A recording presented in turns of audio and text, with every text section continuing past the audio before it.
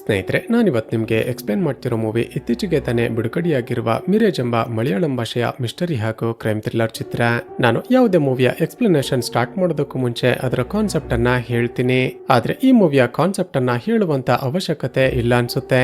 ಯಾಕಂದ್ರೆ Drishyam part 2, ಕೂಮನ್, memories ಈ ರೀತಿ ಬ್ಯಾಕ್ ಟು ಬ್ಯಾಕ್ ಬ್ಲಾಕ್ ಬಸ್ಟರ್ ಮಿಸ್ಟರಿ ಹಾಗೂ ಕ್ರೈಮ್ ಥ್ರಿಲ್ಲರ್ ಮೂವೀಸ್ ಗಳನ್ನ ಡೈರೆಕ್ಟ್ ಮಾಡಿರುವ ಜೀತು ಜೋಸೆಫ್ ಅವರೇ ಈ ಮೂವಿಯ ಡೈರೆಕ್ಷನ್ ಅನ್ನ ಮಾಡಿರೋದು. ಯೂಶಲಿ ಇವರು ಡೈರೆಕ್ಟ್ ಮಾಡುವ ಮೂವಿಗಳಲ್ಲಿ ಟ್ವಿಸ್ಟ್ ಇರೋದಿಲ್ಲ, ಬದಲಿಗೆ ಟ್ವಿಸ್ಟ್ ಗಳಲ್ಲೇ ಮೂವಿ ಇರುತ್ತೆ. ಈ ಮೂವಿಯ ಶುರುವಿನಲ್ಲೂ ಕೂಡ ಚಿತ್ರದ ಕತೆ ತುಂಬಾನೇ ಸಿಂಪಲ್ ಅನ್ಸುತ್ತೆ. ಆದ್ರೆ ಹೋಗ್ತಾ ಹೋಗ್ತಾ ನೀವು ಗೆಸ್ ಮಾಡೋದಕ್ಕೇನೆ ಸಾಧ್ಯವಿರದ ಹಲವಾರು ಶಾಕಿಂಗ್ ಟ್ವಿಸ್ಟ್ ಗಳು ರಿವೀಲ್ ಆಗೋದಕ್ಕೆ ಶುರುವಾಗುತ್ತವೆ. ಸೊ ಈ ವಿಡಿಯೋ ತುಂಬಾನೇ ಇಂಟ್ರೆಸ್ಟಿಂಗ್ ಆಗಿರುತ್ತೆ. ಎಲ್ಲೂ ಕೂಡ ಸ್ಕಿಪ್ ಮಾಡದೆ ಕೊನೆಯವರೆಗೂ ನೋಡ್ತಾ ಹೋಗಿ. ಚಿತ್ರದ ಮೊದಲ ಸೀನ್ ನಲ್ಲಿ ರಾಜ್ಕುಮಾರ್ ಫಿನಾನ್ಷಿಯಲ್ ಸರ್ವಿಸಸ್ ಎಂಬ ಕಂಪನಿಯಲ್ಲಿ ಕೆಲಸ ಮಾಡ್ತಿರುವ ಕಿರಣ್ ಎಂಬ ಒಬ್ಬ ಹುಡುಗನನ್ನ ನೋಡ್ತೀವಿ. ಕಿರಣ್ ಯಾರಿಗೋ ಗೊತ್ತಾಗದ ಹಾಗೆ ತಾನು ಕೆಲಸ ಮಾಡ್ತಿದ್ದ ಕಂಪನಿಯ ಸೀಕ್ರೆಟ್ ಡೇಟಾಗಳನ್ನ ತನ್ನ ಹಾರ್ಡ್ ಡಿಸ್ಕ್ ಗೆ ಕಾಪಿ ಮಾಡ್ಕೊಂಡು ಎಸ್ಕೇಪ್ ಆಗ್ತಿರ್ತಾನೆ. ಆ ಊರನ್ನ ಬಿಟ್ಟು ಬೇರೆ ಕಡೆ ಹೋಗೋದಕ್ಕೆ ಡಿಸೈಡ್ ಮಾಡಿದ್ದ ಕಿರಣ್ ರೈಲ್ವೆ ಸ್ಟೇಷನ್ ಗೆ ಬಂದು ಒಂದು ಟ್ರೈನ್ ನಲ್ಲಿ ಹತ್ತಿ ಕೂರುತ್ತಾನೆ. ಇಲ್ಲಿಗೆ ಸೀನ್ ಕಟ್ ಆಗಿ ಆ ದಿನ ರಾತ್ರಿ ಕಿರಣ್ ಯಾವ ಟ್ರೈನ್ ಅಲ್ಲಿ ಹೋಗ್ತಿದ್ನೋ ಆ ಟ್ರೈನ್ ಗೆ ಆಕ್ಸಿಡೆಂಟ್ ಆಗಿ ಅದರಲ್ಲಿದ್ದ ಎಷ್ಟೋ ಜನ ಸತ್ತು ಹೋಗಿದ್ದಾರೆ ಅಂತ ನ್ಯೂಸ್ ಪಬ್ಲಿಷ್ ಆಗ್ತಿರುತ್ತೆ. ಮರುದಿನ ಬೆಳಿಗ್ಗೆ ಒಂದು ಸಣ್ಣ ಯೂಟ್ಯೂಬ್ ಚಾನೆಲ್ ರನ್ ಮಾಡ್ತಿರುವ ಚಿತ್ರದ ಹೀರೋ ಅಶ್ವಿನ್ ಅನ್ನ ನೋಡ್ತೀವಿ. ಅಶ್ವಿನ್ ಈ ಹಿಂದೆ ಒಂದು ಚಾನೆಲ್ ನಲ್ಲಿ ನ್ಯೂಸ್ ಆಂಕರ್ ಆಗಿ ಕೆಲಸ ಮಾಡ್ತಿರ್ತಾನೆ. ಆದ್ರೆ ದುಡ್ಡಿನ ಆಸೆಗೆ ಚಾನೆಲ್ ನವರು ಪಬ್ಲಿಷ್ ಮಾಡ್ತಿದ್ದ ಫೇಕ್ ನ್ಯೂಸ್ ಗಳಿಗೆ ಆಂಕರಿಂಗ್ ಮಾಡೋದಕ್ಕೆ ಇಷ್ಟವಾಗದೆ ಕೆಲಸಕ್ಕೆ ರಿಸೈನ್ ಮಾಡಿರ್ತಾನೆ. ಈಗ ತನ್ನದೇ ಒಂದು ಯೂಟ್ಯೂಬ್ ಚಾನೆಲ್ ಅನ್ನ ಸ್ಟಾರ್ಟ್ ಮಾಡಿ ಜನಗಳಿಗೆ ಆದಷ್ಟು ನಿಜವಾದ ನ್ಯೂಸ್ ಅನ್ನ ಕೊಡಬೇಕು ಅಂತ ಪ್ರಯತ್ನ ಪಡ್ತಿರ್ತಾನೆ. ಹೀಗೆ ರೆಕಾರ್ಡಿಂಗ್ ಮಾಡ್ತಿರುವಾಗ್ಲೇ ಒಬ್ಬ ಕಾನ್ಸ್ಟೇಬಲ್ ಅಶ್ವಿನ್ಗೆ ಕಾಲ್ ಮಾಡಿ ಕಿರಣ್ ನ ಬಗ್ಗೆ ಇನ್ಫಾರ್ಮ್ ಮಾಡ್ತಾನೆ. ನಂತರದ ಸೀನಲ್ಲಿ ರಾಜ್ಕುಮಾರ್ ಫಿನಾನ್ಷಿಯಲ್ ಸರ್ವಿಸಸ್ ನ ಎಂಡಿ ಆಗಿರುವ ರಾಜ್ಕುಮಾರ್ ನನ್ನ ನೋಡ್ತೀವಿ. ಅವನ ಕಂಪನಿಯಲ್ಲಿ ಕೆಲಸ ಮಾಡ್ತಿದ್ದ ಆನಂದ್ ಎಂಬ ಒಬ್ಬ ಹುಡುಗ ಟೆನ್ಷನ್ ಆಗಿ ಅವನ ಬಳಿ ಬಂದು ಹೀಗೆ ಹೇಳ್ತಾನೆ, ಸರ್, ಕಳೆದ 3 ದಿನಗಳಿಂದ ನಮ್ಮ ಕಂಪನಿಗೆ ಸಿಕ್ಕಿರುವ ಒಂದು ಹೊಸ ಪ್ರಾಜೆಕ್ಟ್ ಅನ್ನ ಸೈನ್ ಮಾಡೋದಕ್ಕೆ ಅಂತ ನಾನು ಚೆನ್ನೈಗೆ ಹೋಗಿದ್ದೆ. ವಾಪಸ್ ಬಂದು ಲಾಗಿನ್ ಆಗಿ ನೋಡಿದ್ರೆ ಒಂದು ಶಾಕಿಂಗ್ ವಿಷಯ ಗೊತ್ತಾಯ್ತು. ನಮ್ಮ ಕಂಪನಿಯಲ್ಲಿ ಕೆಲಸ ಮಾಡ್ತಿದ್ದ ಆ ಕಿರಣ್ ಕಂಪನಿಯ ಸೀಕ್ರೆಟ್ ಹಾಗೂ ಇಂಪಾರ್ಟೆಂಟ್ ಡೇಟಾವನ್ನ ಕದ್ದು ಎಸ್ಕೇಪ್ ಆಗಿದ್ದಾನೆ. ಒಂದು ವೇಳೆ ಆತ ಕದ್ದಿರುವ ಡೇಟಾ ಏನಾದ್ರೂ ಪಬ್ಲಿಕ್ ಆದ್ರೆ ಕಂಪನಿ ಕ್ಲೋಸ್ ಆಗೋದ್ರ ಜೊತೆಗೆ ನಾವೆಲ್ಲ ಜೈಲಿಗೆ ಹೋಗಬೇಕಾಗುತ್ತೆ ಅಂತ ಹೇಳ್ತಾನೆ. ಸ್ನೇಹಿತರೆ, ಇವರಿಬ್ಬರಿಗೆ ಕಿರಣ್ ಆಕ್ಸಿಡೆಂಟ್ ನಲ್ಲಿ ಸತ್ತು ಹೋದ ಅನ್ನುವ ವಿಷಯ ಇನ್ನೂ ಕೂಡ ಗೊತ್ತಾಗಿರೋದಿಲ್ಲ. ನಂತರದ ಸೀನ್ ನಲ್ಲಿ ಆಕ್ಸಿಡೆಂಟ್ ನಲ್ಲಿ ಸತ್ತು ಹೋದ ಆ ಕಿರಣ್ ನ ಗರ್ಲ್ ಫ್ರೆಂಡ್ ಆಗಿರುವ ಅಭಿರಾಮಿಯನ್ನ ನೋಡ್ತೀವಿ. ಅಭಿ ಹಾಗೂ ಕಿರಣ್ ನ ಮಧ್ಯ ಯಾವುದೋ ಕಾರಣಕ್ಕೆ ಇತ್ತೀಚೆಗೆ ಒಂದು ಚಿಕ್ಕ ಜಗಳ ಆಗಿರುತ್ತೆ. ಅಭಿ ಪದೇ ಪದೇ ಕಿರಣ್ ನ ನಂಬರ್ಗೆ ಕಾಲ್ ಮಾಡ್ತಾಳೆ. ಆದ್ರೆ ಅವನ ನಂಬರ್ ನಾಟ್ ರೀಚಬಲ್ ಆಗಿರುತ್ತೆ. ಮೋಸ್ಟ್ಲಿ ತನ್ನ ಮೇಲಿನ ಕೋಪಕ್ಕೆ ಕಿರಣ್ ಮೊಬೈಲ್ ಅನ್ನ ಸ್ವಿಚ್ ಆಫ್ ಮಾಡಿರ್ಬೇಕು ಅಂತ ಅಭಿ ಅಂದುಕೊಂಡಿರ್ತಾಳೆ. ಇಲ್ಲಿ ಇವಳಿಗೂ ಕೂಡ ತಾನು ಪ್ರೀತಿ ಮಾಡ್ತಿರುವ ಕಿರಣ್ ಆಕ್ಸಿಡೆಂಟ್ ನಲ್ಲಿ ಸತ್ತೋಗಿದ್ದಾನೆ ಎಂಬ ವಿಷಯ ಇನ್ನೂ ಕೂಡ ಗೊತ್ತಾಗಿರೋದಿಲ್ಲ. ಇನ್ನು ಅಭಿಗೆ ತುಂಬಾನೇ ಕ್ಲೋಸ್ ಫ್ರೆಂಡ್ ಆಗಿದ್ದ ರೀತುಗೆ ಈಕೆ ಕಿರಣ್ ಅನ್ನ ಪ್ರೀತಿ ಮಾಡ್ತಿರೋದು ಒಂಚೂರು ಕೂಡ ಇಷ್ಟ ಇರೋದಿಲ್ಲ. ಅಭಿ ಆ ಕಿರಣ್ ಒಂದು ಸಣ್ಣ ಜಗಳಕ್ಕೆ ನಿನ್ನ ಜೊತೆ ಮಾತನಾಡದೆ ಫೋನ್ ಅನ್ನ ಸ್ವಿಚ್ ಆಫ್ ಮಾಡಿದ್ದಾನೆ. ಅಭಿ, ನನ್ನ ಮಾತನ್ನ ಕೇಳು, ಆ ಕಿರಣ್ ಜೊತೆ ಬ್ರೇಕಪ್ ಮಾಡ್ಕೋ, ನಿನಗೆ ಯಾರಾದ್ರೂ ಒಳ್ಳೆ ಹುಡುಗ ಸಿಗ್ತಾನೆ ಅಂತ ಸಜೆಸ್ಟ್ ಮಾಡ್ತಾಳೆ. ಆದ್ರೆ ಕಿರಣ್ ಅನ್ನ ತುಂಬಾನೇ ಪ್ರೀತಿ ಮಾಡ್ತಿದ್ದ ಅಭಿ ರೀತುಳ ಮಾತನ್ನ ಇಗ್ನೋರ್ ಮಾಡ್ತಾಳೆ. ಇಲ್ಲಿಗೆ ಸೀನ್ ಕಟ್ ಆಗಿ ಈಗ ಅಭಿ ಹಾಗೂ ಕಿರಣ್ ಒಬ್ಬರನ್ನೊಬ್ಬರು ಹೇಗೆ ಪ್ರೀತಿ ಮಾಡೋದಕ್ಕೆ ಶುರು ಮಾಡಿದ್ರು ಅಂತ ತೋರಿಸಲಾಗುತ್ತೆ. ಸ್ನೇಹಿತರೆ, ಕೆಲವು ತಿಂಗಳ ಹಿಂದೆ ಕೇರಳದಲ್ಲಿದ್ದ ರಾಜ್ಕುಮಾರ್ ಫಿನಾನ್ಷಿಯಲ್ ಸರ್ವಿಸಸ್ ಎಂಬ ಆ ಕಂಪನಿಗೆ ಅಭಿ ಹೊಸದಾಗಿ ಕೆಲಸಕ್ಕೆ ಜಾಯಿನ್ ಆಗಿರ್ತಾಳೆ. ಇಷ್ಟು ದಿನ ಹಳ್ಳಿಯಲ್ಲಿ ತನ್ನ ತಾಯಿಯ ಜೊತೆಗೆ ವಾಸ ಮಾಡ್ತಿದ್ದ ಅಭಿ ಕೆಲಸ ಸಿಕ್ತು ಅಂತ ಸಿಟಿಗೆ ಬಂದಿರ್ತಾಳೆ. ಫಸ್ಟ್ ಡೇ ಕಂಪನಿಗೆ ಜಾಯಿನ್ ಆಗೋದಕ್ಕೂ ಮುಂಚೆ ಟಿಫನ್ ಮಾಡೋದಕ್ಕೆ ಅಂತ ಅಲ್ಲೇ ಪಕ್ಕದಲ್ಲಿದ್ದ ಒಂದು ರೆಸ್ಟೋರೆಂಟ್ಗೆ ಬರ್ತಾಳೆ. ಬಿಲ್ ಪೇ ಮಾಡೋದಕ್ಕೆ ಅಂತ ಪರ್ಸ್ ಅನ್ನ ಚೆಕ್ ಮಾಡಿದಾಗ ತಾನು ತನ್ನ ಪರ್ಸ್ ಅನ್ನ ರೂಮ್ ನಲ್ಲೇ ಬಿಟ್ಟು ಬಂದಿದ್ದೀನಿ ಅಂತ ಗೊತ್ತಾಗುತ್ತೆ. ಅಭಿ ಬಳಿ ಬಿಲ್ ಪೇ ಮಾಡೋದಕ್ಕೆ ದುಡ್ಡಿಲ್ಲ ಅಂತ ಗೊತ್ತಾಗ್ತಿದ್ದ ಹಾಗೆ ವೇಟರ್ ಎಲ್ಲರ ಮುಂದೆ ಜೋರಾಗಿ ಕೂಗಾಡೋದಕ್ಕೆ ಶುರು ಮಾಡ್ತಾನೆ. ಆಗ ಅಲ್ಲೇ ಟಿಫನ್ ಮಾಡ್ತಾ ಕೂತಿದ್ದ ಕಿರಣ್ ಇವರಿಬ್ಬರ ಗಲಾಟೆ ಕೇಳಿಸಿಕೊಂಡು ಅಲ್ಲಿಗೆ ಬರ್ತಾನೆ. ಏನಾಯ್ತು ಅಂತ ವಿಚಾರಿಸಿ ಕಿರಣ್ನೇ ಅಭಿಯ ಬಿಲ್ ಅನ್ನ ಪೇ ಮಾಡ್ತಾನೆ. ಈಗ ಎಲ್ಲರ ಮುಂದೆ ಮರ್ಯಾದೆ ಉಳಿತು ಅಂತ ಅಭಿ ಕಿರಣ್ಗೆ ತುಂಬಾನೇ ಥ್ಯಾಂಕ್ಸ್ ಹೇಳ್ತಾಳೆ. ಸರ್, ನಾನು ಇವತ್ತೇ ರಾಜ್ಕುಮಾರ್ ಫಿನಾನ್ಷಿಯಲ್ ಸರ್ವಿಸಸ್ ಎಂಬ ಕಂಪನಿಗೆ ಹೊಸದಾಗಿ ಜಾಯಿನ್ ಆಗೋದಕ್ಕೆ ಅಂತ ಬಂದಿದ್ದೀನಿ. ದಯವಿಟ್ಟು ನಿಮ್ಮ ನಂಬರ್ ಕೊಡಿ, ಸಾಯಂಕಾಲ ರೂಮ್ಗೆ ಹೋಗಿ ನಿಮ್ಮ ದುಡ್ಡನ್ನ ಟ್ರಾನ್ಸ್ಫರ್ ಮಾಡ್ತೀನಿ ಅಂತ ಹೇಳ್ತಾಳೆ. ಅದಕ್ಕೆ ಕಿರಣ್ ನಗುತ್ತಾ, ನೀವೇನೋ ತಲೆ ಕೆಡಿಸಿಕೊಳ್ಬೇಡಿ, ಇನ್ಮೇಲೆ ನಾವು ಪದೇ ಪದೇ ಮೀಟ್ ಆಗ್ತೀವಿ ಅಂತ ಹೇಳಿ ಅಲ್ಲಿಂದ ಹೊರಟು ಹೋಗ್ತಾನೆ.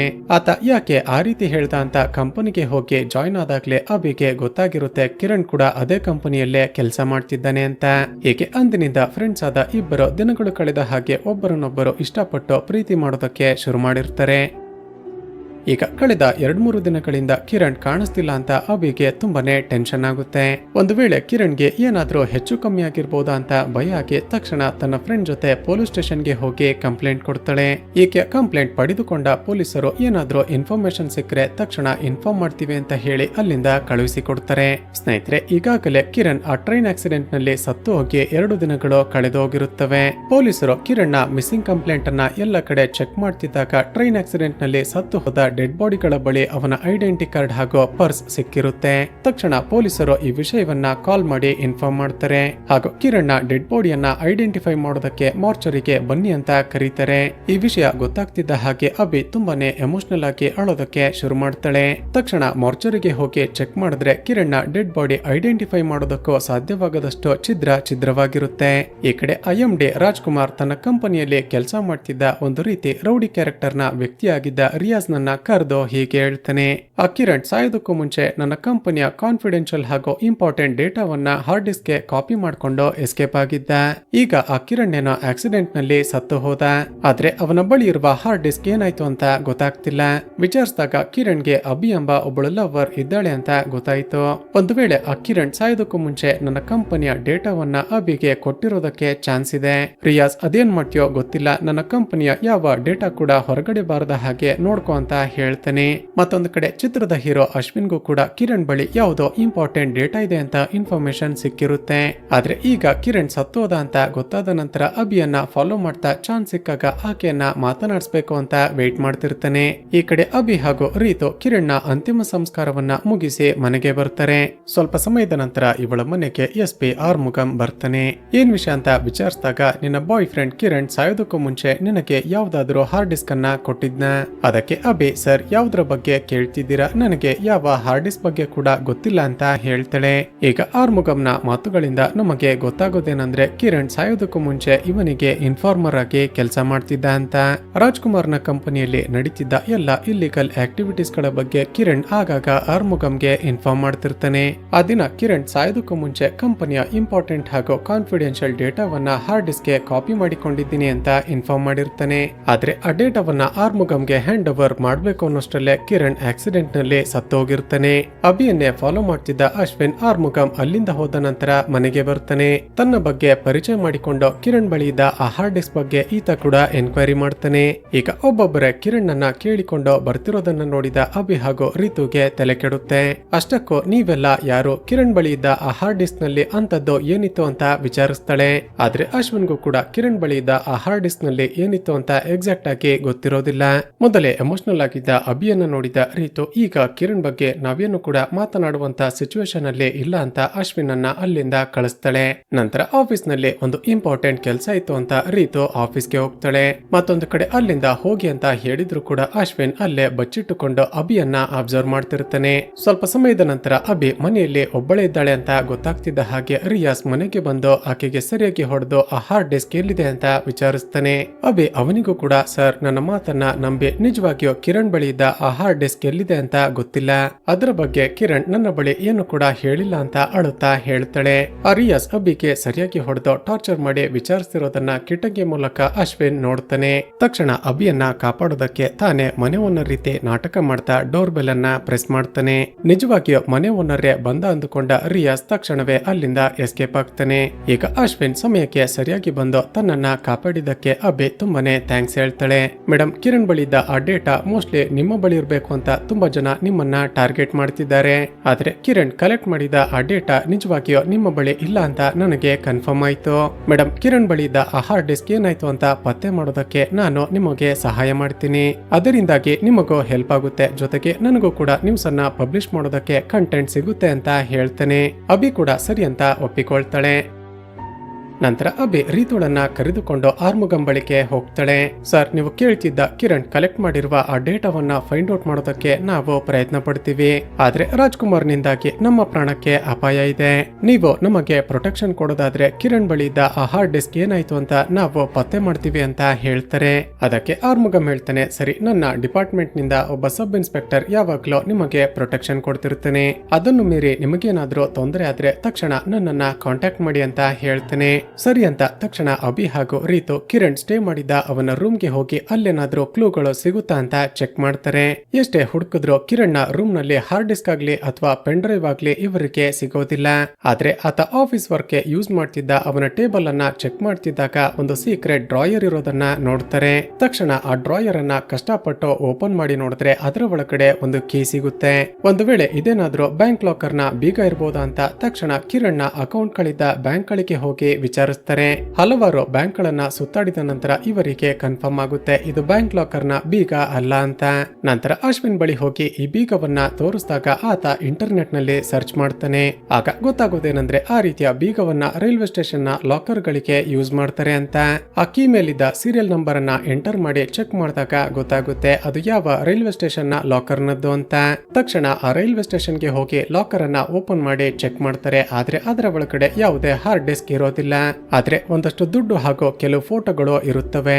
ಆ ಫೋಟೋಸ್ ಗಳನ್ನ ಚೆಕ್ ಮಾಡಿದಾಗ ಕಿರಣ್ ಚಿಕ್ಕ ವಯಸ್ಸಲ್ಲಿ ತನ್ನ ತಾಯಿ ಜೊತೆ ತೆಗೆಸಿಕೊಂಡಿರುವ ಫೋಟೋಸ್ ಗಳಾಗಿರುತ್ತವೆ. ಫೋಟೋದ ಹಿಂದೆ ಇದ್ದ ಅಡ್ರೆಸ್ ಅನ್ನ ನೋಡಿ ಅಲ್ಲಿಗೆ ಹೋಗಿ ವಿಚಾರಿಸಿದ್ರೆ ಏನಾದ್ರೂ ಕ್ಲೂಗಳು ಸಿಗ್ಬೋದು ಅಂತ ತಕ್ಷಣ ಇಬ್ಬರು ಅಲ್ಲಿಗೆ ಬರ್ತಾರೆ. ಈಗ ಕಿರಣ್ ನ ತಾಯಿಯನ್ನ ನೋಡ್ತಿದ್ದ ಹಾಗೆ ಅಭಿಗೆ ತುಂಬಾನೇ ಶಾಕ್ ಆಗುತ್ತೆ. ಯಾಕಂದ್ರೆ ಕಿರಣ್ ಅಭಿ ಬಳಿ ನನ್ನ ತಂದೆ ತಾಯಿ ಇಬ್ಬರು ಕೂಡ ಸತ್ತು ಹೋಗಿದ್ದಾರೆ ಅಂತ ಸುಳ್ಳು ಹೇಳಿರ್ತಾನೆ. ತನ್ನ ತಾಯಿ ಬದುಕಿದ್ರು ಕೂಡ ಕಿರಣ್ ಯಾಕೆ ತನ್ನ ಬಳಿ ಸುಳ್ಳನ್ನ ಹೇಳ್ದ ಅಂತ ಅಭಿಗೆ ತುಂಬಾನೇ ಶಾಕ್ ಆಗುತ್ತೆ.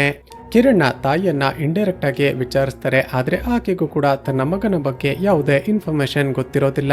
ನಂತರ ಮನೆಯಲ್ಲಿದ್ದ ಫೋಟೋಸ್ ಗಳನ್ನ ಚೆಕ್ ಮಾಡ್ತಿದ್ದಾಗ ಇಬ್ಬರಿಗೂ ಮತ್ತೊಂದು ಟ್ವಿಸ್ಟ್ ರಿವೀಲ್ ಆಗುತ್ತೆ. ಕಿರಣ್ ತನ್ನ ತಾಯಿ ಜೊತೆ ನಿಂತಿದ್ದ ಎಲ್ಲ ಫೋಟೋಸ್ ಗಳಲ್ಲೂ ಅವನ ಹೆಸರು ಅಮಲ್ ಅಂತ ಮೆನ್ಷನ್ ಆಗಿರುತ್ತೆ. ತಕ್ಷಣ ಅಭಿ ಅಮ್ಮ ನಿಮ್ಮ ಮಗನ ಹೆಸರು ಕಿರಣ್ ಬದಲಿಗೆ ಅಮಲ್ ಅಂತ ಯಾಕೆ ಮೆನ್ಷನ್ ಆಗಿದೆ ಅಂತ ಕೇಳ್ತಾಳೆ. ಅದಕ್ಕೆ ಆಕೆ ಹೇಳೋದೇನಂದ್ರೆ ನನ್ನ ಮಗನ ಹೆಸರು ಅಮಲ್, ನೀವು ಯಾವ ಕಿರಣ್ ಬಗ್ಗೆ ವಿಚಾರಿಸ್ತಿದ್ದೀರಾ ಅಂತ ಕೇಳ್ತಾಳೆ. ಅದನ್ನ ಕೇಳಿದ ಅಶ್ವಿನ್ ಹಾಗೂ ಅಭಿಗೆ ಮತ್ತಷ್ಟು ಶಾಕ್ ಆಗುತ್ತೆ. ಹೊರಗಡೆ ಬಂದ ಅಭಿ ಅಮಲ್ ಯಾಕೆ ತನ್ನ ಹೆಸರನ್ನ ಕಿರಣ್ ಅಂತ ಹೇಳಿಕೊಂಡು ಹಾಗೂ ತನ್ನ ತಾಯಿ ಸತ್ತೋಗಿದ್ದಾರೆ ಅಂತ ಸುಳ್ಳು ಹೇಳಿಕೊಂಡು ನನ್ನನ್ನ ಪ್ರೀತಿ ಮಾಡ್ದ ಅಂತ ತುಂಬಾನೇ ಎಮೋಷನಲ್ ಆಗ್ತಾಳೆ. ಅಶ್ವಿನ್ ಸಮಾಧಾನ ಮಾಡ್ತಾ ಕಿರಣ್ ಏನೋ ಸೀಕ್ರೆಟ್ ಅನ್ನ ಮುಚ್ಚಿಟ್ಟಿದ್ದಾನೆ, ಅದೇನು ಅಂತ ಆದಷ್ಟು ಬೇಗ ಕಂಡುಹಿಡಿಯೋಣ. ಊರಿನ ಜನಗಳನ್ನ ವಿಚಾರಿಸಿದಾಗ ಕಿರಣ್ ಕೆಲವು ದಿನಗಳ ಹಿಂದೆ ಊರಿನ ಹೊರಗಡೆ ಒಂದು ಕಾಟೇಜ್ ಅನ್ನ ಪರ್ಚೇಸ್ ಮಾಡಿದ್ದಾನೆ ಅಂತ ಗೊತ್ತಾಯ್ತು. ನಾಳೆ ಬೆಳಿಗ್ಗೆನೆ ಆ ಕಾಟೇಜ್ಗೆ ಹೋಗಿ ಏನಾದ್ರೂ ಕ್ಲೂಗಳು ಸಿಗುತ್ತಾ ಅಂತ ಚೆಕ್ ಮಾಡೋಣ ಅಂತ ಆ ದಿನ ರಾತ್ರಿ ಸ್ಟೇ ಮಾಡೋದಕ್ಕೆ ಇಬ್ಬರು ಒಂದು ದೊಡ್ಡ ಹೋಟೆಲ್ಗೆ ಹೋಗ್ತಾರೆ. ಮಧ್ಯರಾತ್ರಿ ಅಭಿಯ ರೂಮ್ ನಿಂದ ಆಕೆ ಜೋರಾಗಿ ಕೂಗಾಡೋದಕ್ಕೆ ಪ್ರಯತ್ನ ಪಡ್ತಿರುವ ರೀತಿ ಶಬ್ದ ಬರುತ್ತೆ. ಅಶ್ವಿನ್ ತಕ್ಷಣ ರೂಮ್ ಬಳಿ ಹೋಗಿ ನೋಡಿದ್ರೆ ಡೋರ್ ಓಪನ್ ಆಗಿರುತ್ತೆ. ಒಳಗಡೆ ರಿಯಾಜ್ ಮತ್ತೆ ಅಭಿಗೆ ಸರಿಯಾಗಿ ಹೊಡೆದು ಆ ಹಾರ್ಡ್ ಡಿಸ್ಕ್ ಏನಾಯ್ತು ಅಂತ ವಿಚಾರಿಸ್ತಿರ್ತಾನೆ. ಸ್ನೇಹಿತರೆ, ಇವರಿಬ್ಬರು ಕಿರಣ್ ನ ಹಾರ್ಡ್ ಡಿಸ್ಕ್ ಅನ್ನ ಪತ್ತೆ ಮಾಡೋದಕ್ಕೆ ಪ್ರಯತ್ನ ಪಡ್ತಿದ್ದಾರೆ ಅಂತ ಗೊತ್ತಾಗ್ತಿದ್ದ ಹಾಗೆ ರಿಯಾಜ್ ಇವರನ್ನ ಫಾಲೋ ಮಾಡೋದಕ್ಕೆ ಶುರು ಮಾಡಿರ್ತಾನೆ. ಈಗ ಅಶ್ವಿನ್ಗೂ ಕೂಡ ಸರಿಯಾಗಿ ಹೊಡೆದು ಆದಷ್ಟು ಬೇಗ ಆ ಹಾರ್ಡ್ ಡಿಸ್ಕ್ ಅನ್ನ ನಮಗೆ ಕೊಡ್ಲಿಲ್ಲ ಅಂದ್ರೆ ನಿಮ್ಮಿಬ್ಬರನ್ನ ಸಾಯಿಸಿ ಬಿಡ್ತೀನಿ ಅಂತ ಥ್ರೆಟನ್ ಮಾಡಿ ಅಲ್ಲಿಂದ ಹೋಗ್ತಾನೆ. ಇಲ್ಲಿಗೆ ಸೀನ್ ಕಟ್ ಆಗಿ ಮರುದಿನ ಬೆಳಿಗ್ಗೆ ಅಶ್ವಿನ್ ಹಾಗೂ ಅಭಿ ಕಿರಣ್ ಪರ್ಚೇಸ್ ಮಾಡಿದ್ದ ಆ ಕಾಟೇಜ್ ಬಳಿಗೆ ಹೋಗ್ತಾರೆ. ಒಳಗಡೆ ಹೋಗಿ ಏನಾದ್ರೂ ಕ್ಲೂಗಳು ಸಿಗ್ಬಹುದಾ ಅಂತ ಚೆಕ್ ಮಾಡ್ತಿರುವಾಗ್ಲೇ ಶಾಕಿಂಗ್ಲಿ ಆ ಕಾಟೇಜ್ಗೆ ಹೊರಗಡೆಯಿಂದ ಯಾರೋ ಬೆಂಕಿ ಇಡ್ತಾರೆ. ಸ್ನೇಹಿತರೆ, ಈಗ ರಿವೀಲ್ ಆಗುವ ಟ್ವಿಸ್ಟ್ ಏನಂದ್ರೆ ಆ ಕಾಟೇಜ್ಗೆ ಬೆಂಕಿ ಇಟ್ಟಿದ್ದು ಬೇರೆ ಯಾರು ಅಲ್ಲ, ಎಲ್ಲರೂ ಟ್ರೈನ್ ಆಕ್ಸಿಡೆಂಟ್ ನಲ್ಲಿ ಸತ್ತು ಹೋದ ಅಂದುಕೊಂಡಿರುವ ಆ ಕಿರಣ್.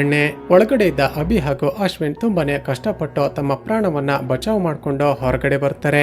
ಈಗ ತಾವು ಆ ಕಾಟೇಜ್ಗೆ ಹೋಗಿದ್ದು ಯಾರಿಗೂ ಕೂಡ ಗೊತ್ತಿರಲಿಲ್ಲ. ಹೀಗಿರುವಾಗ ಅಲ್ಲಿಗೆ ಬಂದು ಬೆಂಕಿ ಇಟ್ಟಿದ್ದು ಯಾರು ಅಂತ ಇಬ್ಬರಿಗೂ ತಲೆ ಕೆಡುತ್ತೆ. ಮತ್ತೊಂದು ಕಡೆ ಆ ಕಿರಣ್ ಪ್ರಕಾಶ್ ಎಂಬ ಒಬ್ಬ ವ್ಯಕ್ತಿಯನ್ನ ಮೀಟ್ ಮಾಡೋದಕ್ಕೆ ಹೋಗ್ತಾನೆ. ಸ್ನೇಹಿತರೆ, ಅಷ್ಟಕ್ಕೂ ಈ ಪ್ರಕಾಶ್ ರಾಜ್ಕುಮಾರ್ ಕಂಪನಿಯ ಕಾಂಪಿಟೇಟರ್ ಕಂಪನಿಯ MD ಆಗಿರ್ತಾನೆ. ಕಿರಣ್ ರಾಜ್ಕುಮಾರ್ ಕಂಪನಿಯಲ್ಲಿ ಕೆಲಸ ಮಾಡ್ತಿದ್ದಾಗ ಸಣ್ಣ ಪುಟ್ಟ ಡೇಟಾಗಳನ್ನ ಕದ್ದು ಪ್ರಕಾಶ್ಗೆ ಕೊಡ್ತಿರ್ತಾನೆ. ಆ ಡೇಟಾವನ್ನ ಯೂಸ್ ಮಾಡ್ಕೊಂಡು ಪ್ರಕಾಶ್ ರಾಜ್ಕುಮಾರ್ ಕಂಪನಿಗೆ ಸಿಗಬೇಕಾಗಿದ್ದ ಕಾಂಟ್ರಾಕ್ಟ್ ಗಳು ತನ್ನ ಕಂಪನಿಗೆ ಸಿಗುವ ಹಾಗೆ ಮಾಡ್ತಿರ್ತಾನೆ. ಸ್ನೇಹಿತರೆ, ಇವರಿಬ್ಬರ ಮಾತುಗಳಿಂದ ನಮಗೆ ಗೊತ್ತಾಗೋದೇನಂದ್ರೆ ಆ ರಾಜ್ಕುಮಾರ್ ಕೇವಲ ಹೆಸರಿಗೆ ಮಾತ್ರನೇ ಒಂದು ಫಿನಾನ್ಷಿಯಲ್ ಕಂಪನಿಯನ್ನ ರನ್ ಮಾಡ್ತಿರ್ತಾನೆ. ಆದ್ರೆ ಅಸಲಿಗೆ ಆ ಕಂಪನಿಯ ಹೆಸರಿನಲ್ಲಿ ತನ್ನ ಬಳಿದ ಬ್ಲಾಕ್ ಮನಿಯನ್ನ ಹಾಗೂ ಹವಾಲಾ ದುಡ್ಡನ್ನ ವೈಟ್ ಮನಿಯನ್ನಾಗಿ ಕನ್ವರ್ಟ್ ಮಾಡ್ತಿರ್ತಾನೆ. ಕಿರಣ್ ಯಾರಿಗೋ ಗೊತ್ತಾಗದ ಹಾಗೆ ಕಂಪನಿಯ ಡೇಟಾವನ್ನ ಕಳ್ಳತನ ಮಾಡೋದಕ್ಕೆ ಆನಂದ್ ಎಂಬ ಮತ್ತೊಬ್ಬ ಹುಡುಗನ ಸಹಾಯ ಪಡೆದುಕೊಂಡಿರ್ತಾನೆ. ಮೊದಲಿಗೆ ಯಾವುದೇ ಕಾರಣಕ್ಕೂ ಈ ಕೆಲಸ ಮಾಡೋದಿಲ್ಲ ಅಂತ ಹೇಳಿದ್ದ ಆನಂದ್ 1 ಕೋಟಿ ಕೊಡ್ತೀನಿ ಅಂತ ಹೇಳ್ತಿದ್ದ ಹಾಗೆ ಡೇಟಾ ಕಳ್ಳತನ ಮಾಡೋದಕ್ಕೆ ಸಹಾಯ ಮಾಡಿರ್ತಾನೆ. ಆದ್ರೆ ಕೆಲಸ ಮುಗಿದ ನಂತರ ಕಿರಣ್ ಆನಂದ್ಗೆ 1 ಕೋಟಿ ರೂಪಾಯಿ ದುಡ್ಡನ್ನೇ ಕೊಟ್ಟಿರೋದಿಲ್ಲ. ಕಿರಣ್ ತನಗೇನೆ ಮೋಸ ಮಾಡಿಬಿಟ್ನಲ್ಲ ಅಂತ ಆನಂದ್ ಅದೇ ಕೋಪದಲ್ಲಿ ರಾಜ್ಕುಮಾರ್ ಬಳಿ ಹೋಗಿ ನಡೆದದ್ದನ್ನೆಲ್ಲ ಹೇಳಿರ್ತಾನೆ. ತಕ್ಷಣ ರಾಜ್ಕುಮಾರ್ ಕಿರಣ್ ಅನ್ನ ಹುಡ್ಕೋದಕ್ಕೆ ಶುರು ಮಾಡಿದಾಗ್ಲೇ ಗೊತ್ತಾಗಿರುತ್ತೆ ಆತ ಆಕ್ಸಿಡೆಂಟ್ ನಲ್ಲಿ ಸತ್ತೋದ ಅಂತ. ಆದ್ರೆ ಆ ದಿನ ಅಸಲಿಗೆ ಕಿರಣ್ ಆಕ್ಸಿಡೆಂಟ್ ಆದಾಗ ಆ ಟ್ರೈನ್ ನಲ್ಲಿ ಇರೋದೇ ಇಲ್ಲ. ಆಕ್ಸಿಡೆಂಟ್ ಆಗೋದಕ್ಕೂ ಮುಂಚೆ ಅಂದ್ರೆ ಹಿಂದಿನ ಸ್ಟೇಷನ್ ಅಲ್ಲೇ ಕಿರಣ್ ಇಳಿದುಕೊಂಡಿರ್ತಾನೆ. ಮತ್ತೊಂದು ಕಡೆ ಅಭಿ ಅಶ್ವಿನ್ಗೆ ಒಂದು ಶಾಕಿಂಗ್ ಟ್ವಿಸ್ಟ್ ಅನ್ನ ರಿವೀಲ್ ಮಾಡ್ತಾಳೆ. ಆ ದಿನ ಕಿರಣ್ ಟ್ರೈನ್ ಆಕ್ಸಿಡೆಂಟ್ ನಲ್ಲಿ ಸತ್ತೋದ ಅಂತ ಎಲ್ಲರೂ ಅಂದುಕೊಳ್ಳೋದಕ್ಕೂ ಮುಂಚೆ ಈಕೆಯನ್ನ ಕರೆದುಕೊಂಡು ಒಂದು ನಿರ್ಜನ ಪ್ರದೇಶಕ್ಕೆ ಬಂದಿರ್ತಾನೆ.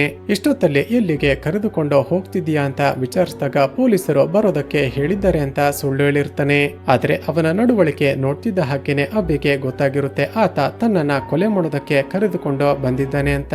ಕಿರಣ್ ಇನ್ನೇನೋ ತನ್ನ ಮೇಲೆ ಅಟ್ಯಾಕ್ ಮಾಡ್ತಾನೆ ಅನ್ನೋಷ್ಟರಲ್ಲಿ ಅಭಿನೆ ಅಲ್ಲೇ ಇದ್ದ ಒಂದು ಮರದ ಕೊಂಬೆಯಿಂದ ಅವನ ತಲೆಗೆ ಹೊಡೆದಿರ್ತಾಳೆ. ಚೆಕ್ ಮಾಡಿದಾಗ ಕಿರಣ್ ಉಸಿರಾಡ್ತಿಲ್ಲ ಅಂತ ಗೊತ್ತಾಗಿ ಅಭಿಗೆ ತುಂಬಾನೇ ಶಾಕ್ ಆಗಿರುತ್ತೆ. ಈಗ ಈ ವಿಷಯ ಯಾರಿಗೋ ಗೊತ್ತಾಗಬಾರ್ದು ಅಂತ ಕಿರಣ್ ನ ಡೆಡ್ ಬಾಡಿಯನ್ನ ಹೇಗಾದ್ರೂ ಮಾಡಿ ಡಿಸ್ಪೋಸ್ ಮಾಡಬೇಕು ಅಂತ ಪಕ್ಕದಲ್ಲೇ ಹರಿತಿದ್ದ ನದಿಗೆ ಎಸ್ತಿರ್ತಾಳೆ. ಅದೇ ಸಮಯಕ್ಕೆ ಸರಿಯಾಗಿ ಪಕ್ಕದ ಟ್ರ್ಯಾಕ್ ನಲ್ಲಿ ಹೋಗ್ತಿದ್ದ ಟ್ರೈನ್ಗೆ ಆಕ್ಸಿಡೆಂಟ್ ಆಗಿ ಹಲವಾರು ಜನ ಈಕೆ ಕಣ್ಣ ಮುಂದೆನೆ ಸಾಯ್ತಾರೆ. ಆದ್ರೆ 2 ದಿನಗಳ ನಂತರ ಮಾರ್ಚರಿಗೆ ಹೋಗಿ ಚೆಕ್ ಮಾಡಿದಾಗ ಗೊತ್ತಾಗಿರುತ್ತೆ ಕಿರಣ್ ಸತ್ತಿಲ್ಲ, ಆತ ಇನ್ನೂ ಕೂಡ ಬದುಕಿದ್ದಾನೆ ಅಂತ. ಈಗ ಪ್ರೆಸೆಂಟ್ ನಲ್ಲಿ ಅಭಿ ಹೇಳಿದ ಮಾತುಗಳನ್ನ ಕೇಳಿದ ಆರ್ಮುಗಂ, ಅಶ್ವಿನ್ ಹಾಗೂ ರೀತು ಎಲ್ಲರಿಗೂ ತುಂಬಾನೇ ಶಾಕ್ ಆಗುತ್ತೆ. ಮತ್ತೊಂದು ಕಡೆ ಕಿರಣ್ ಹಾಗೂ ಪ್ರಕಾಶ್ ಆನಂದ್ ಕೊಟ್ಟಿದ್ದ ಆ ಹಾರ್ಡ್ ಡಿಸ್ಕ್ ಅನ್ನ ಓಪನ್ ಮಾಡೋದಕ್ಕೆ ಟ್ರೈ ಮಾಡ್ತಾರೆ. ಆದ್ರೆ ಅದು ನೋಡಿದ್ರೆ ಲಾಕ್ ಆಗಿರುತ್ತೆ. ಈ ಕಿರಣ್ ತನಗೆ ಮೋಸ ಮಾಡಬಹುದು ಅಂತ ಮೊದಲೇ ಎಕ್ಸ್ಪೆಕ್ಟ್ ಮಾಡಿದ್ದ ಆನಂದ್ ಕೊಡುವಾಗ ಅದಕ್ಕೆ ಪಾಸ್ವರ್ಡ್ ಅನ್ನ ಸೆಟ್ ಮಾಡಿರ್ತಾನೆ. ತಕ್ಷಣ ಆನಂದ್ ಎಲ್ಲಿದ್ದಾನೋ ಹುಡುಕಿ ಈ ಪಾಸ್ವರ್ಡ್ ಅನ್ನ ತಿಳಿದುಕೊಳ್ಬೇಕು ಅಂತ ಪ್ರಕಾಶ್ ಹಾಗೂ ಕಿರಣ್ ಅವನನ್ನ ಹುಡುಕೋದಕ್ಕೆ ಶುರು ಮಾಡ್ತಾರೆ. ಮತ್ತೊಂದು ಕಡೆ ಇವರು ಹುಡುಕ್ತಿರುವ ಆನಂದ್ ಅಭಿ, ಅಶ್ವಿನ್ ಹಾಗೂ ರೀತು ಬಳಿ ಬಂದು ನಡೆದದ್ದನ್ನೆಲ್ಲ ಎಕ್ಸ್ಪ್ಲೇನ್ ಮಾಡ್ತಾನೆ. ನಂತರ ತನ್ನ ಬಳಿ ಇದ್ದ ಮತ್ತೊಂದು ಹಾರ್ಡ್ ಡಿಸ್ಕ್ ಹಾಗೂ ಅದರ ಪಾಸ್ವರ್ಡ್ ಅನ್ನ ಹೇಳ್ತಾನೆ. ಅಷ್ಟರಲ್ಲೇ ಆನಂದ್ ಅನ್ನ ಹುಡುಕ್ತಿದ್ದ ಪ್ರಕಾಶ್ ಹಾಗೂ ಕಿರಣ್ ಅವನನ್ನ ಚೇಸ್ ಮಾಡ್ತಾ ಅಲ್ಲಿಗೆ ಬರ್ತಾರೆ. ಅದೇ ಸಮಯಕ್ಕೆ ರಿಯಾಸ್ ಹಾಗೂ ಅವನ ಹುಡುಗರು ಕೂಡ ಆನಂದ್ ಅನ್ನ ಫಾಲೋ ಮಾಡೋದಕ್ಕೆ ಶುರು ಮಾಡ್ತಾರೆ. ತಕ್ಷಣ ಅಶ್ವಿನ್, ರೀತು ಹಾಗೂ ಅಭಿ ಎಲ್ಲ ಸೇರಿ ಆನಂದ್ ಅನ್ನ ಅವರಿಂದ ಕಾಪಾಡ್ತಾರೆ. ನಂತರ ಕಿರಣ್ಗೆ ಕಾಲ್ ಮಾಡಿ ನಿನಗೆ ಪಾಸ್ವರ್ಡ್ ತಾನೇ ಬೇಕಾಗಿರೋದು, ಆ ಪಾಸ್ವರ್ಡ್ ಅನ್ನ ನಾನು ಕೊಡ್ತೀನಿ, ಆದ್ರೆ ಅದಕ್ಕೆ ಬದಲಾಗಿ ನನಗೆ 1 ಕೋಟಿ ರೂಪಾಯಿ ಕ್ಯಾಶ್ ಕೊಡ್ಬೇಕು, ಜೊತೆಗೆ ನೀನೆ ಖುದ್ದಾಗಿ ಬಂದು ನನಗೆ ಆ ಕ್ಯಾಶ್ ಅನ್ನ ಕೊಡ್ಬೇಕು ಅಂತ ಕಿರಣ್ಗೆ ಹೇಳ್ತಾಳೆ. ಈಗ ಆ ಪಾಸ್ವರ್ಡ್ ತುಂಬಾನೇ ಇಂಪಾರ್ಟೆಂಟ್ ಆಗಿರೋ ಕಾರಣ ಕಿರಣ್ ಹಾಗೂ ಪ್ರಕಾಶ್ ತಮ್ಮ ವೇಷವನ್ನ ಬದಲಾಯಿಸಿಕೊಂಡು ಈಕೆ ಹೇಳಿದ್ದ ಜಾಗಕ್ಕೆ ಬರ್ತಾರೆ. ಅವರು 1 ಕೋಟಿ ರೂಪಾಯಿ ಕೊಟ್ಟ ನಂತರ ಅಭಿ ತನಗೆ ಗೊತ್ತಿದ್ದ ಆ ಪಾಸ್ವರ್ಡ್ ಅನ್ನ ಹೇಳ್ತಾಳೆ. ನಂತರ ಕಿರಣ್ ಜೊತೆ ಏನೋ ಪರ್ಸನಲ್ ಆಗಿ ಮಾತನಾಡಬೇಕು ಅನ್ನೋಷ್ಟರಲ್ಲೇ ರಾಜ್ಕುಮಾರ್ ಕಡೆಯ ಹುಡುಗರು ಅಲ್ಲಿಗೆ ಬಂದು ಪ್ರಕಾಶ್ಗೆ ಶೂಟ್ ಮಾಡಿ ಬಿಡ್ತಾರೆ. ತಕ್ಷಣ ಕಿರಣ್ ತನ್ನ ಬಳಿದ್ದ ಗನ್ ಇಂದ ವಾಪಸ್ ಫೈಟ್ ಬ್ಯಾಕ್ ಮಾಡೋದಕ್ಕೆ ಶುರು ಮಾಡ್ತಾನೆ. ಈ ಕಡೆ ಪ್ರಕಾಶ್ನ ಹುಡುಗರು ಇನ್ನೇನು ಆ ಲ್ಯಾಪ್ಟಾಪ್ ಅನ್ನ ತೆಗೆದುಕೊಂಡು ಹೋಗಿ ರಿಯಾಸ್ಗೆ ಕೊಡ್ಬೇಕು ಅನ್ನೋಷ್ಟರಲ್ಲೇ ಪೊಲೀಸರು ಅವರಿಗೆ ಶೂಟ್ ಮಾಡಿ ಸಾಯಿಸಿ ಬಿಡ್ತಾರೆ. ಅಷ್ಟರಲ್ಲೇ ರಿಯಾಸ್ ತಮಗೇನೆ ಮೋಸ ಮಾಡ್ದ ಅಂತ ಕಿರಣ್ಗೆ ಶೂಟ್ ಮಾಡಿ ಸಾಯಿಸಿ ಬಿಡ್ತಾನೆ. ನಂತರ ಇನ್ನೇನು ಅಭಿಯನ್ನ ಕೂಡ ಶೂಟ್ ಮಾಡಿ ಸಾಯಿಸಿ ಬಿಡ್ತಾನೆ ಅನ್ನೋಷ್ಟರಲ್ಲೇ ಅಲ್ಲಿಗೆ ಬಂದ ಪೊಲೀಸರು ಅವನಿಗೆ ಸರಿಯಾಗಿ ಹೊಡೆದು ಅರೆಸ್ಟ್ ಮಾಡ್ತಾರೆ. ಇಲ್ಲಿಗೆ ಸೀನ್ ಕಟ್ಟಾಗಿ ನಂತರದ ಸೀನ್ ಅಲ್ಲಿ ಆರ್ಮುಗಂ ಅಶ್ವಿನ್ ಹಾಗೂ ಅಭಿಯನ್ನ ತನ್ನ ಆಫೀಸ್ಗೆ ಕರೆಸಿ ಮತ್ತೊಂದು ಶಾಕಿಂಗ್ ಟ್ವಿಸ್ಟ್ ಅನ್ನ ರಿವೀಲ್ ಮಾಡ್ತಾನೆ. ಅಭಿಯನ್ನ ನೋಡಿ ನಗುತ್ತಾ ಅಶ್ವಿನ್, ಇಷ್ಟು ದಿನಗಳಿಂದ ನಾವಿಬ್ರು ಈಕೆಯನ್ನ ಕಾಪಾಡಬೇಕು ಅಂತ ಎಷ್ಟೊಂದೆಲ್ಲ ಕಷ್ಟಪಟ್ವಿ ಅಲ್ವಾ, ಇಲ್ಲಿಯವರೆಗೂ ಏನೇನೆಲ್ಲ ನಡೀತೋ ಅದಕ್ಕೆಲ್ಲ ಅಭಿನೇ ಕಾರಣ ಅಂತ ಒಂದು ಫ್ಲಾಶ್ ಬ್ಯಾಕ್ ಹೇಳೋದಕ್ಕೆ ಶುರು ಮಾಡ್ತಾನೆ. ಸ್ನೇಹಿತರೆ, ಅಭಿ ಚಿಕ್ಕವಳಿದ್ದಾಗ ಇವಳ ಫ್ಯಾಮಿಲಿಯವರು ಕತಾರ್ ದೇಶದಲ್ಲಿ ಸೆಟಲ್ ಆಗಿರ್ತಾರೆ. ಆ ಸಮಯದಲ್ಲಿ ಅಭಿಯ ತಂದೆ ಒಂದು ಕನ್ಸ್ಟ್ರಕ್ಷನ್ ಕಂಪನಿಯಲ್ಲಿ ಮ್ಯಾನೇಜರ್ ಆಗಿ ಕೆಲಸ ಮಾಡ್ತಿರ್ತಾನೆ. ಅಭಿ ತನ್ನ ತಂದೆ, ತಾಯಿ ಹಾಗೂ ಅಕ್ಕನ ಜೊತೆ ತುಂಬಾನೇ ಸಂತೋಷವಾಗಿ ಜೀವನ ಮಾಡ್ತಿರ್ತಾಳೆ. ಹೀಗಿರುವಾಗ ಒಂದು ದಿನ ಅಭಿಯ ತಂದೆ ಕೆಲಸ ಮಾಡ್ತಿದ್ದಾಗ ಬಿಲ್ಡಿಂಗ್ ನಿಂದ ಕೆಳಗಡೆ ಬಿದ್ದು ಆನ್ ದ ಸ್ಪಾಟ್ ಸತ್ತು ಹೋಗಿರ್ತಾನೆ. ತನ್ನ ಗಂಡನನ್ನ ಕಳೆದುಕೊಂಡ ನಂತರ ಅಭಿಯ ತಾಯಿ ತುಂಬಾನೇ ಕಷ್ಟಪಟ್ಟು ಈಕೆಯನ್ನ ಹಾಗೂ ಈಕೆಯ ಅಕ್ಕನನ್ನ ಬೆಳೆಸ್ತಿರ್ತಾಳೆ. ಹೀಗಿರುವಾಗ್ಲೇ ಒಂದು ದಿನ ಅಭಿ ಹಾಗೂ ಅವಳ ಅಕ್ಕ ಟೆರೆಸ್ ಮೇಲೆ ಆಟವಾಡ್ತಿರ್ತಾರೆ. ಆಗ ಅಲ್ಲಿಗೆ ಬಂದ ಇಬ್ಬರು ಹುಡುಗರು ಅವರಿಗೆ ಮತ್ತು ಬರುವ ಚಾಕ್ಲೇಟ್ ಕೊಟ್ಟು ಅಭಿಯ ಕಣ್ಣೆದುರಿಗೇನೆ ಆಕೆ ಅಕ್ಕನ ಮೇಲೆ ಅತ್ಯಾಚಾರ ಮಾಡ್ತಾರೆ. ತನ್ನ ಮೇಲಾದ ಅತ್ಯಾಚಾರವನ್ನ ಸಹಿಸಿಕೊಳ್ಳೋದಕ್ಕೆ ಸಾಧ್ಯವಾಗದೆ ಅಭಿಯ ಅಕ್ಕ ಬಿಲ್ಡಿಂಗ್ ಮೇಲಿಂದ ಕೆಳಗಡೆ ಹಾರಿ ಆತ್ಮಹತ್ಯೆ ಮಾಡಿಕೊಳ್ತಾಳೆ. ಹೀಗೆ ತನ್ನ ಗಂಡ ಹಾಗೂ ದೊಡ್ಡ ಮಗಳನ್ನ ಕಳೆದುಕೊಂಡ ಅಭಿಯ ತಾಯಿ ತುಂಬಾನೇ ದುಃಖದಿಂದ ಅಭಿಯನ್ನ ಕರೆದುಕೊಂಡು ಕೇರಳಕ್ಕೆ ವಾಪಸ್ ಬಂದಿರ್ತಾಳೆ. ಕೆಲವೇ ದಿನಗಳ ನಂತರ ಶಾಕಿಂಗ್ಲಿ ಅಭಿಯ ತಾಯಿ ಕೂಡ ಅದೇ ಕೊರಗಲ್ಲಿ ಸತ್ತು ಹೋಗ್ತಾರೆ. ಹೀಗೆ ತನ್ನ ಫ್ಯಾಮಿಲಿಯಲ್ಲಿದ್ದ ಎಲ್ಲರನ್ನು ಕಳೆದುಕೊಂಡ ಅಭಿ ಅನಾಥೆಯಾಗಿ ತುಂಬಾನೇ ಕಷ್ಟಪಡೋದಕ್ಕೆ ಶುರು ಮಾಡ್ತಾಳೆ. ಆಗಲೇ ಎಲ್ಲದಕ್ಕೂ ಕಾರಣರಾದ ಆ ಇಬ್ಬರು ಹುಡುಗರನ್ನ ಪತ್ತೆ ಮಾಡಿ ಅವರ ಮೇಲೆ ಸೇಡನ್ನ ತೀರಿಸಿಕೊಳ್ಬೇಕು ಅಂತ ಡಿಸೈಡ್ ಮಾಡ್ತಾಳೆ. ಆ ಹುಡುಗರ ಬಗ್ಗೆ ಡೀಟೇಲ್ಸ್ ಗಳನ್ನ ಕಲೆಕ್ಟ್ ಮಾಡೋದಕ್ಕೆ ಶುರು ಮಾಡಿದಾಗ ಗೊತ್ತಾಗುತ್ತೆ ಆ ಇಬ್ಬರು ಹುಡುಗರಲ್ಲಿ ಕಿರಣ್ ಕೂಡ ಒಬ್ಬ ಅಂತ. ಸೊ ಮೊದಲಿಗೆ ಅವನನ್ನ ಟ್ರ್ಯಾಪ್ ಮಾಡೋದಕ್ಕೆ ಪಕ್ಕಾ ಪ್ಲಾನ್ ಮಾಡಿ ಆತ ಕೆಲಸ ಮಾಡ್ತಿದ್ದ ರಾಜ್ಕುಮಾರ್ ಕಂಪನಿಗೆ ತಾನು ಕೂಡ ಕೆಲಸಕ್ಕೆ ಸೇರಿಕೊಳ್ತಾಳೆ. ಆ ದಿನ ರೆಸ್ಟೋರೆಂಟ್ಗೆ ಹೋಗಿದ್ದಾಗ ಬೇಕಂತಲೇ ತನ್ನ ಪರ್ಸ್ ಅನ್ನ ಮನೆಯಲ್ಲಿ ಬಿಟ್ಟು ಬಂದು ಕಿರಣ್ ತನಗೆ ಸಹಾಯ ಮಾಡುವ ಹಾಗೆ ಸ್ಟೇಜ್ ಮಾಡ್ತಾಳೆ. ನಂತರ ಡೇ ಬೈ ಡೇ ಇಬ್ಬರು ಮತ್ತಷ್ಟು ಕ್ಲೋಸ್ ಆಗಿ ಆತ ತನ್ನನ್ನ ಪ್ರೀತಿ ಮಾಡುವ ಹಾಗೆ ಮಾಡಿರ್ತಾಳೆ. ಕಿರಣ್ ಅನ್ನ ಹೇಗಾದ್ರೂ ಮಾಡಿ ಕೊಲೆ ಮಾಡಬೇಕು ಅಂತ ಸ್ಕೆಚ್ ಆಗ್ತಿದ್ದಾಗ್ಲೇ ಆತ ತನ್ನ ಕಂಪನಿಯ ಡೇಟಾವನ್ನೇ ಕಳ್ಳತನ ಮಾಡೋದಕ್ಕೆ ಪ್ರಯತ್ನ ಪಡ್ತಿದ್ದಾನೆ ಅಂತ ಗೊತ್ತಾಗಿರುತ್ತೆ. ಆ ರೀತಿ ಕದಿಯುವ ಡೇಟಾವನ್ನ ಮತ್ತೊಂದು ಕಂಪನಿಯ MD ಆಗಿರುವ ಪ್ರಕಾಶ್ಗೆ ಸೇಲ್ ಮಾಡ್ತಿದ್ದಾನೆ ಅಂತ ಅವರ ಚಾಟ್ ಅನ್ನ ನೋಡಿ ಅರ್ಥ ಮಾಡಿಕೊಳ್ತಾಳೆ. ಹಾಗೂ ಈ ಪ್ರಕಾಶ್ ಯಾರು ಅಂತ ವಿಚಾರಿಸಿದಾಗ ಆತ ಕೂಡ ಕೆಲವು ವರ್ಷಗಳ ಹಿಂದೆ ಕತಾರ್ ದೇಶದಲ್ಲೇ ವಾಸ ಮಾಡ್ತಿದ್ದ ಅಂತ ಗೊತ್ತಾಗಿರುತ್ತೆ. ಹಾಗಾದ್ರೆ ಈ ಕಿರಣ್ ಹಾಗೂ ಪ್ರಕಾಶ್ ಚಿಕ್ಕ ವಯಸ್ಸಲ್ಲಿ ನನ್ನ ಅಕ್ಕನ ಮೇಲೆ ಅತ್ಯಾಚಾರ ಮಾಡಿದ್ದು ಅಂತ ಅವರನ್ನ ಟಾರ್ಗೆಟ್ ಮಾಡ್ತಾಳೆ. ಸ್ನೇಹಿತರೆ, ಈಗ ಪ್ರೆಸೆಂಟ್ ನಲ್ಲಿ ರಿವೀಲ್ ಆಗುವ ಮತ್ತೊಂದು ಟ್ವಿಸ್ಟ್ ಏನ್ ಗೊತ್ತಾ? ಕಿರಣ್ ತನ್ನನ್ನ ಕೊಲೆ ಮಾಡೋದಕ್ಕೆ ಅಂತ ಕರೆದುಕೊಂಡು ಹೋಗಿದ್ದಾಗ ನಾನೇ ಅವನ ಮೇಲೆ ಅಟ್ಯಾಕ್ ಮಾಡಿದೆ ಅಂತ ಅಭಿ ಹೇಳಿದ್ಲಲ್ವಾ? ಸ್ನೇಹಿತರೆ, ಅದು ಕೂಡ ಅಭಿ ಹೇಳಿದ್ದ ಸುಳ್ಳು. ಆ ದಿನ ನಿನ್ನ ಬಳಿ ಒಂದು ಇಂಪಾರ್ಟೆಂಟ್ ವಿಷಯವನ್ನ ಮಾತನಾಡಬೇಕು ಅಂತ ಕಿರಣ್ ನನ್ನ ಮನೆಗೆ ಕರೆಸಿ ವಿಷ ಹಾಕಿ ಅವನನ್ನ ಸಾಯಿಸೋದಕ್ಕೆ ಪ್ರಯತ್ನ ಪಟ್ಟಿರ್ತಾಳೆ. ಅಷ್ಟರಲ್ಲೇ ಟಿವಿಯಲ್ಲಿ ಒಂದು ಟ್ರೈನ್ ಆಕ್ಸಿಡೆಂಟ್ ಆಗಿ ಹಲವಾರು ಜನ ಸತ್ತಿದ್ದಾರೆ ಅಂತ ನ್ಯೂಸ್ ಪಬ್ಲಿಷ್ ಆಗ್ತಿರುತ್ತೆ. ತಕ್ಷಣ ಕಿರಣ್ ನ ಡೆಡ್ ಬಾಡಿಯನ್ನ ಟ್ರೈನ್ ಆಕ್ಸಿಡೆಂಟ್ ಆದ ಜಾಗದಲ್ಲಿ ಡಿಸ್ಪೋಸ್ ಮಾಡೋಣ ಅಂತ ತೆಗೆದುಕೊಂಡು ಹೋಗಿ ಹಾಕಿರ್ತಾಳೆ. ಆದ್ರೆ ಈಕೆ ಹಾಕಿದ್ದ ವಿಷಯವನ್ನ ಕುಡಿದ ನಂತರವೂ ಕೂಡ ಕಿರಣ್ ತನ್ನ ಪ್ರಾಣವನ್ನ ಉಳಿಸಿಕೊಂಡು ಅಲ್ಲಿಂದ ಎಸ್ಕೇಪ್ ಆಗಿರ್ತಾನೆ. ಸ್ನೇಹಿತರೆ, ಇದರರ್ಥ ಚಿತ್ರದ ಶುರುವಿನಿಂದಲೂ ಕೂಡ ಅಭಿ ಕಿರಣ್ ಹಾಗೂ ಪ್ರಕಾಶ್ ನನ್ನ ಕೊಲೆ ಮಾಡೋದಕ್ಕೆ ಅಂತಾನೆ ಇಷ್ಟೆಲ್ಲ ಪ್ಲಾನ್ ಮಾಡಿರ್ತಾಳೆ. ಆರ್ಮುಗಂನ ಮಾತುಗಳನ್ನ ಕೇಳಿದ ಅಶ್ವಿನ್ ಇಷ್ಟು ದಿನಗಳಿಂದ ಈಕೆ ತನ್ನ ಬಳಿನೇ ಸುಳ್ಳನ್ನ ಹೇಳಿಬಿಟ್ಲಲ್ಲ ಅಂತ ಬೇಜಾರಾಗಿ ಅಲ್ಲಿಂದ ಹೊರಗಡೆ ಹೋಗ್ತಾನೆ. ಈಗ ಪ್ರೆಸೆಂಟ್ ನಲ್ಲಿ ಆರ್ಮುಗಂ ಈಕೆ 2 ಕೊಲೆಗಳನ್ನ ಮಾಡೋದಕ್ಕೆ ಪ್ಲಾನ್ ಮಾಡಿದ್ರು ಕೂಡ ಈಕೆಯನ್ನ ಅರೆಸ್ಟ್ ಮಾಡೋದಿಲ್ಲ. ಈಕೆ ಇಷ್ಟೆಲ್ಲ ಸುಳ್ಳು ಹೇಳಿದ್ರು ಕೂಡ ಅಶ್ವಿನ್ ಹೊರಗಡೆ ವೇಟ್ ಮಾಡಿ ಈಕೆ ಬಂದ ನಂತರ ಈಕೆಯನ್ನ ಮನೆಗೆ ಕರೆದುಕೊಂಡು ಹೋಗ್ತಾನೆ. ಈ ಕಡೆ ಆರ್ಮುಗಂನ ಟೀಮ್ ನಲ್ಲಿ ಕೆಲಸ ಮಾಡ್ತಿದ್ದ ಒಬ್ಬ ಸಬ್ ಇನ್ಸ್ಪೆಕ್ಟರ್ ಒಂದು ರಿಪೋರ್ಟ್ ಅನ್ನ ತಂದು ಕೊಡ್ತಾನೆ. ಸ್ನೇಹಿತರೆ, ಈಗ ರಿವೀಲ್ ಆಗುವ ಅಲ್ಟಿಮೇಟ್ ಹಾಗೂ ಶಾಕಿಂಗ್ ಟ್ವಿಸ್ಟ್ ಏನ್ ಗೊತ್ತಾ? ಆರ್ಮುಗಂ ಅಭಿ ಹಾಗೂ ಅವಳ ಅಕ್ಕ ಕತಾರ್ ದೇಶದಲ್ಲಿ ವಾಸ ಮಾಡ್ತಿದ್ದಾಗ ಅಭಿಯ ಅಕ್ಕನ ಮೇಲೆ ಇಬ್ಬರು ಹುಡುಗರು ಅತ್ಯಾಚಾರ ಮಾಡಿದ್ರು ಅಲ್ವಾ? ಅದರಲ್ಲಿ ಒಬ್ಬ ಕಿರಣ್ ಅಂತ ಗೊತ್ತಾಗಿರುತ್ತೆ. ಆದ್ರೆ ಮತ್ತೊಬ್ಬ ಪ್ರಕಾಶೇನ ಅಂತ ಕನ್ಫರ್ಮ್ ಮಾಡಿಕೊಳ್ಳೋದಕ್ಕೆ ಅವರ ಬ್ಯಾಕ್ ಗ್ರೌಂಡ್ ಚೆಕ್ ಮಾಡೋದಕ್ಕೆ ಹೇಳಿರ್ತಾನೆ. ಆ ಇಬ್ಬರು ಹುಡುಗರ ಫೋಟೋಸ್ ಗಳನ್ನ ಚೆಕ್ ಮಾಡಿದಾಗ ಒಬ್ಬ ಏನೋ ಕಿರಣ್ ಆಗಿರ್ತಾನೆ.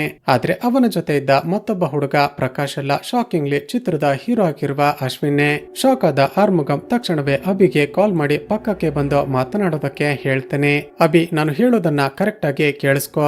ಒಂದು ವೇಳೆ ನಿನ್ನ ಪಕ್ಕದಲ್ಲಿ ಅಶ್ವಿನ್ ಇದ್ರೆ ತಕ್ಷಣವೇ ಅವನಿಂದ ದೂರ ಬಾ. ಚಿಕ್ಕ ವಯಸ್ಸಲ್ಲಿ ನಿನ್ನ ಅಕ್ಕನ ಮೇಲೆ ಅತ್ಯಾಚಾರ ಮಾಡಿದ್ದು ಕಿರಣ್ ಹಾಗೂ ಪ್ರಕಾಶ್ ಅಲ್ಲ, ಬದಲಿಗೆ ಕಿರಣ್ ಹಾಗೂ ಅಶ್ವಿನ್ ಅಂತ ಹೇಳ್ತಾನೆ. ಒಂದೇ ಸರಿ ಶಾಕ್ ಆದ ಅಭಿ ತಕ್ಷಣ ಅಲ್ಲಿಂದ ಹೊರಗಡೆ ಬರ್ಬೇಕು ಅನ್ನೋಷ್ಟರಲ್ಲಿ ಅಶ್ವಿನ್ಗೂ ಕೂಡ ಈ ವಿಷಯ ಗೊತ್ತಾಗುತ್ತೆ. ಅಶ್ವಿನ್ ವಿಚಿತ್ರವಾಗಿ ನಗುತ್ತಾ ಅಭಿಯನ್ನ ಕೊಲೆ ಮಾಡಿ ಆಕೆ ಬಳಿ ಇರುವ 1 ಕೋಟಿ ರೂಪಾಯಿ ತೆಗೆದುಕೊಂಡು ಎಸ್ಕೇಪ್ ಆಗ್ಬೇಕು ಅಂತ ಆಕೆ ಮೇಲೆ ಅಟ್ಯಾಕ್ ಮಾಡೋದಕ್ಕೆ ಶುರು ಮಾಡ್ತಾನೆ. ಅಭಿ ಕೂಡ ತನ್ನ ಪ್ರಾಣವನ್ನ ಉಳಿಸಿಕೊಳ್ಳೋದಕ್ಕೆ ಅವನ ಜೊತೆ ಫೈಟ್ ಬ್ಯಾಕ್ ಮಾಡೋದಕ್ಕೆ ಶುರು ಮಾಡ್ತಾಳೆ. ಕೊನೆಗೂ ತುಂಬಾ ಹೊತ್ತು ಫೈಟ್ ಮಾಡಿ ಕೊನೆಗೂ ಅಶ್ವಿನ್ ಅನ್ನ ಸಾಯಿಸಿ ಬಿಡ್ತಾಳೆ. ಹಾಗೂ ಇಲ್ಲಿಗೆ ಈ ಚಿತ್ರ ಮುಕ್ತಾಯವಾಗುತ್ತೆ. ಸ್ನೇಹಿತರೆ, ಚಿತ್ರದ ಕತೆ ಇಷ್ಟವಾಗಿದ್ರೆ ಈ ವಿಡಿಯೋಗೆ ಒಂದು ಲೈಕ್ ಮಾಡಿ ಶೇರ್ ಮಾಡೋದನ್ನ ಮರೆಯಬೇಡಿ. ಇದೇ ರೀತಿಯ ವಿಡಿಯೋಸ್ಗಾಗಿ ಈ ಚಾನಲ್ ಅನ್ನ ಸಬ್ಸ್ಕ್ರೈಬ್ ಮಾಡಿಕೊಂಡು ಪಕ್ಕದಲ್ಲೇ ಇರುವ ಬೆಲ್ ಐಕಾನ್ ಅನ್ನ ಪ್ರೆಸ್ ಮಾಡಿ.